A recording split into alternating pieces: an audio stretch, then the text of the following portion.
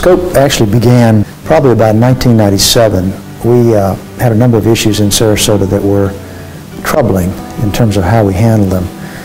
A group of citizens in Sarasota said, enough's enough, we need to do something about this.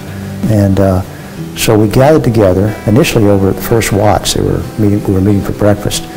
And then later we started meeting here in my office, in this very room actually. And we decided that we wanted, at a minimum, to develop a code of public conduct. We had a number of forums around the county where we invited people to come talk about what their vision of our community would be and ideas for change. And from that we developed a number of task forces that kind of focused on some of the areas in which some of the opportunities for change that ought to be addressed up front. Some things that might be what Jim Lay would call low-hanging fruit. Now, as it turned out, we didn't pick the low-hanging fruit. We picked some difficult issues when we finally got around to doing the studies. But the idea was to have an inventory of issues of concern to the community that ought to be looked at. Affordable housing comes to mind as being one that a lot of people were skeptical about whether there was indeed an affordable housing issue there or looming in the future, and now it's here. Scope really, did a good job of bringing people together and bringing in providers, people who are actually in that business early on and trying to get ahead of it. We've been very fortunate to identify leadership in a lot of these study groups.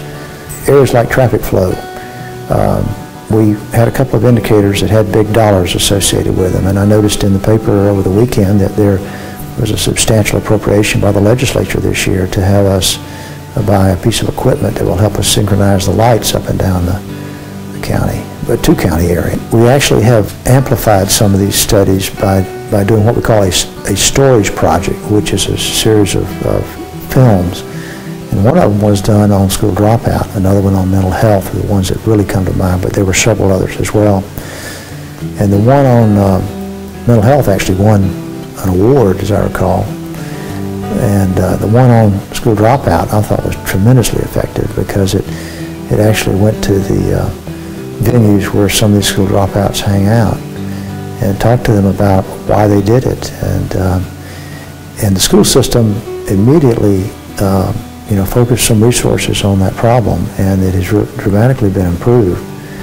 I think that Scope is going to continue to develop leadership, identify leadership in our community, and provide encouragement and training to those folks. We continue to be cited as an authority for identifying a problem and creating a process for addressing the problem. And I just see it continuing to grow. I think that some of our challenges will involve continuing to engage the county in its entirety.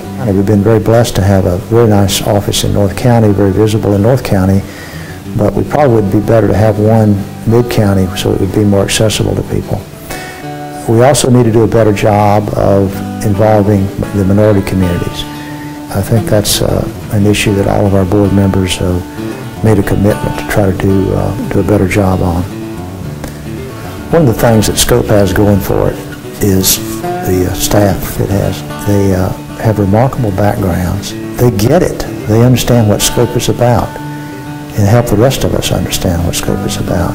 Scope does not want to draw attention to itself. It basically is trying to convene people together to talk about issues that need to be addressed, and then, once someone has taken that responsibility of addressing the problem on, that we just sort of sit back and become a cheerleader for that.